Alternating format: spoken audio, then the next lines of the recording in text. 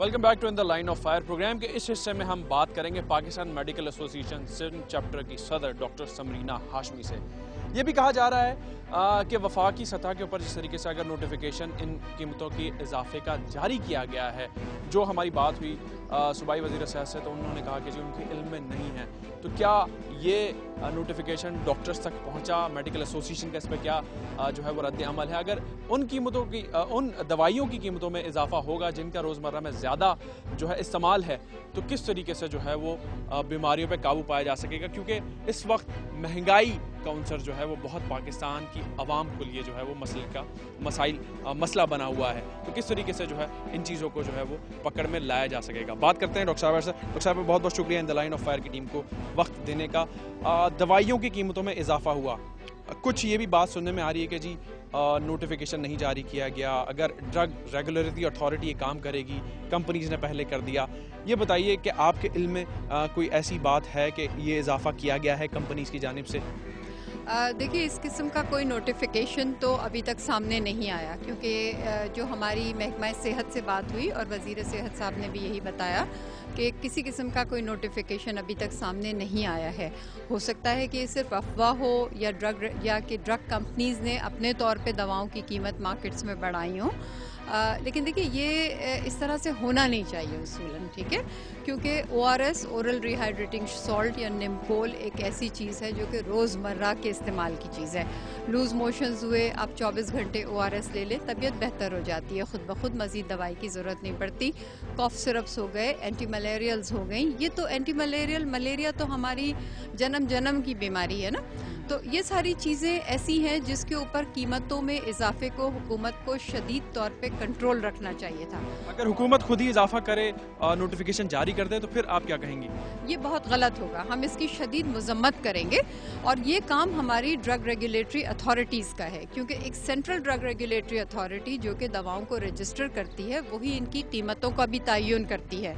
और कीमत का तयन करते हुए ड्रग रेगुलेटरी अथॉरिटी का बहुत ज़्यादा फ़र्ज़ बनता है वो ये देखिए कि जो आपका आम आदमी है, उसको जो आम दवाई, रोज़मर्रा दवाई चाहिए है, वो दवाई किस कीमत में अवेलेबल है। वो दवाई कोड़ियों के मोल में बिकनी चाहिए और उनको जेनेरिक नामों से बिकना चाहिए, ताकि उसके ऊपर कोई भी कंपनी ब्लैकमेलिंग ना करे और ब्लैक में दवाओं को अपनी ना लेकर जाए, क्योंकि ये वो दवाएं हैं जो हमें रोज़ काम आती हैं।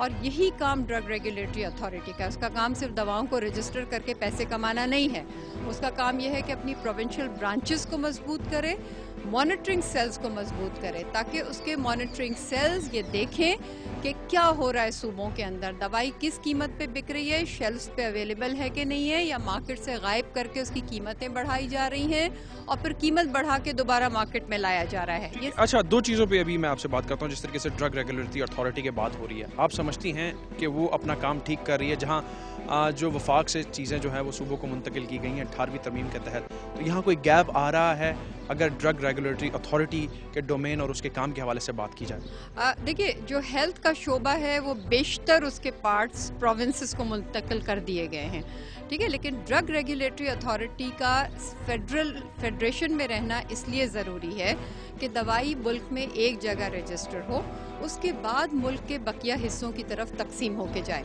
तो हम ये समझते हैं कि ड्रग रेगुलेटरी अथॉरिटी तो एक हो, सेंट्रल बॉडी हो, जो कि ये तयन करे, फिर उसकी रजिस्ट्रेशन करे, कीमतों का तयन करे, लेकिन उसकी प्रोविंशियल ब्रांचेस ये देखें कि दवाई सही तरीके से मुल्क के तमाम हिस्सों में जा रही है कि नहीं जा रही, किसी हिस्से में मुल्क के उसकी कीमत ज़्यादा तो नहीं है, किसी में कम तो नहीं है, क्या वो दवाई उसी तरह फ़रोख्त हो रही है, ब्लैक में तो नहीं जा रही, और क्या कोई और किस्म की यूनानी मुख्तलिफ नामों से दवाएँ, इम्पोर्टेड दवाएँ उसके नामों पे तो नहीं बिक रही।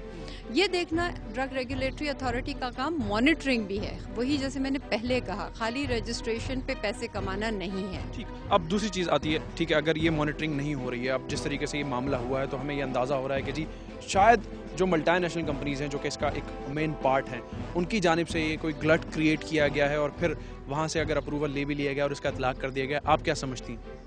देखिए, ये ऐन मुमकिन है क्योंकि ये जो दवाएं अपने आप को, दवाओं की कंपनियां अपने आप को रजिस्टर कराने दवाओं को जाती हैं, ठीक है, तो ये डेफिनेटली किकबैक्स होते हैं। हमारी दवाई को इतनी कीमत पे रजिस्टर करो, इसमें से इतने पैसे तुम्हारे हैं, इतना मुनाफा हम कमाएंगे, ठीक है। तो इस चीज़ों की भी कोई रूल्स एंड रेगुलेशंस होने चाहिए। जब तक आप इस किस्म की अथॉरिटीज़ के अंदर मेरिट पे लोग नहीं लगाएंगे, ऐसे लोग जो अपने काम को समझते हों, ऐसे लोग जो अहमियत को समझते हों दवाओं की। अब एक कोई गवर्नमेंट ऑफिसर 20 या 21 ग्रेड का जिसको पता ही ना हो कि दवाई की अहमियत क्या है और कौन सी दवाई की क्या अहमियत है इंसानी ज़िंदगी में, आप उसको उठा के अगर डायरेक्टर या उसका इंचार्ज बना देंगे तो वो ज़ाहिर है कीमतों का सही तयन नहीं कर सकता।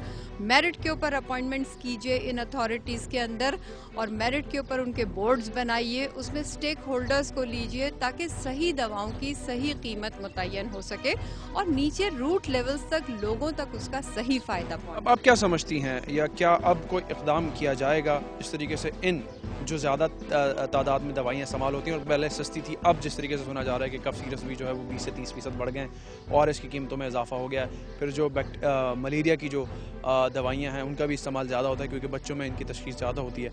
अब जो इजाफा हुआ है इससे जिस तरीके से असर पड़ेगा, तो क्या इस वक्त Pakistan medical association Sindh chapter का इक़दाम होगा? देखिए, अभी इसका नोटिफिकेशन मिलने से पहले हमारा ये कदम होगा कि हम इस पर एक एहतजाज रिकॉर्ड कराएंगे। हमने अथॉरिटी से बात भी की है और हम ड्रग रेगुलेटरी अथॉरिटी को भी इसके लिए लेटर भेज रहे हैं और हम गवर्नमेंट ऑफ सिंध से भी कांटेक्ट कर रहे हैं क्योंकि हम इसके ऊपर नज़र रख सकते हैं और शोर मचा सकते हैं। उसके अलावा हम कीमतों का तयन नहीं कर सकते, लेकिन हम इस पर भरपूर हर लेवल के ऊपर एहतजाज करेंगे और गवर्नमेंट से भी हर सूरत में इसके ऊपर बात करेंगे कि ये ज़िंदगी बचाने वाली दवाएं और जो रोज़मर्रा इस्तेमाल की दवाएं हैं उसके ऊपर इजाफा ना किया जाए। बहुत बहुत शुक्रिया। Pakistan medical association Sindh chapter की सदर डॉक्टर समरीना हाशमी से हमारी बात है। उनका कहना है कि हम कीमतें कम तो नहीं करवा सकते, लेकिन इस हवाले से जो है वो कदम ज़रूर उठाएंगे, इस आवाज़ को ज़रूर उठाएंगे कि जो फैसला किया गया और अगर नोटिफिकेशन जारी भी कर दिया गया है तो इसको इस तरीके से ना किया जाए क्योंकि इसका डायरेक्टली असर आवाम पे पड़ेगा जो इस वक्त ऑलरेडी महंगाई की चक्की में पिस रहे हैं। इन द लाइन ऑफ फायर में एक छोटा सा ब्रेक लेंगे, इस प्रोग्राम को मजीद कंटिन्यू करेंगे। इस टॉपिक पे आज जो है वो बात होती रहेगी, मुख्तलिफ लोगों से भी जानेंगे और जो मेडिकल स्टोर पर लोग इस वक्त दवाइयाँ खरीद रहे हैं उनका भी पॉइंट ऑफ व्यू लेंगे एक छोटे से ब्रेक के बाद।